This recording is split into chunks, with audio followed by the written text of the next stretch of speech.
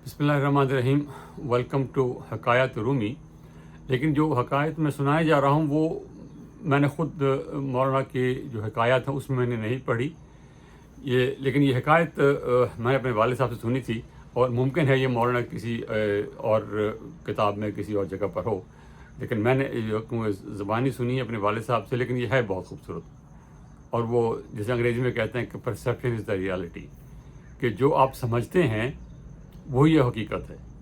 जो हकीकत है वो आपके लिए बेमानी है। और इससे जो बात समझ आती है वो ये कि आपको जो आप समझते हैं उस पर शक करना चाहिए। आपको 100% यकीन है। जब आप कहते हैं कि नहीं ऐसा ही है और इसमें शक की गुंजाइश नहीं है तो आप गलती कर रहे हैं। इल्म भी ऐसे ही बढ़ता है कि इल्म में हर वक्त शक की गुंजाइश रहती है और इल्म हासिल करने के लिए और इल्म बढ़ाने के लिए ज़रूरी है कि आप हर चीज़ पे सवाल करें। सवाल के बाद जो जवाब मिले उस पर अमल करें, लेकिन अगले कदम के लिए फिर भी तैयार रहें।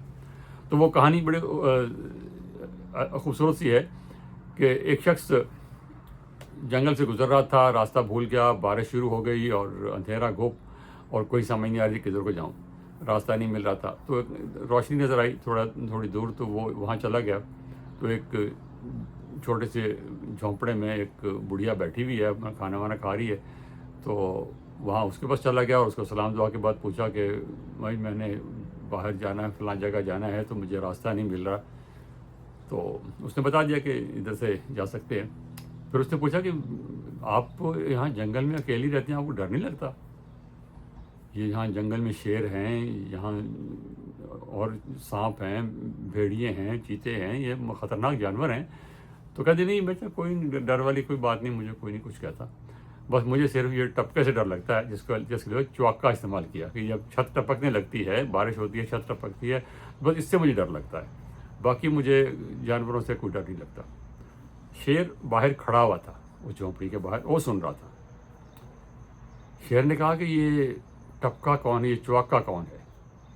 ये तो कोई बड़ा ख़तरनाक जानवर है और मैं जंगल का बादशाह हूँ, ये मुझसे नहीं डरती ये औरत, और चौके से डरती है, तो चौका की बहुत ख़तरनाक चीज़ है। और वो सहम सा गया कि ये पता नहीं कौन है। खैर इस दौरान वो उसने इजाज़त चाही खातून से, खातून ने कहा ठीक है इधर को निकल जाओ, थोड़ी देर में रोशनी भी हो जाएगी, तो इस रास्ते से चले जाओ।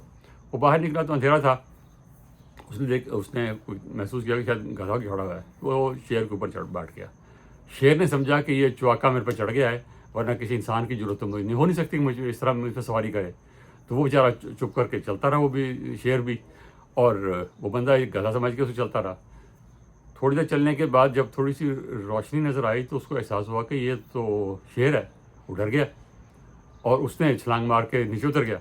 और शेर जो था उसने समझा चौका उतर गया है, मैं भागूँ। वो पीछे को भागा जंगल की तरफ। और इससे जो सबक हासिल होता है, अगर ये मौलाना रूम की हिकायत है, क्योंकि मैंने उनसे नहीं पढ़ी, तो वो यही है कि परसेप्शन रियलिटी है आपके लिए, लेकिन आपको उस पर सवाल करने का हर वक्त तैयार रहना चाहिए, वरना फिर यही होता है कि आप शेर पर चढ़ जाते हैं और आपको पता नहीं चलता क्या हो रहा है। थैंक यू, खुदा हाफिज़।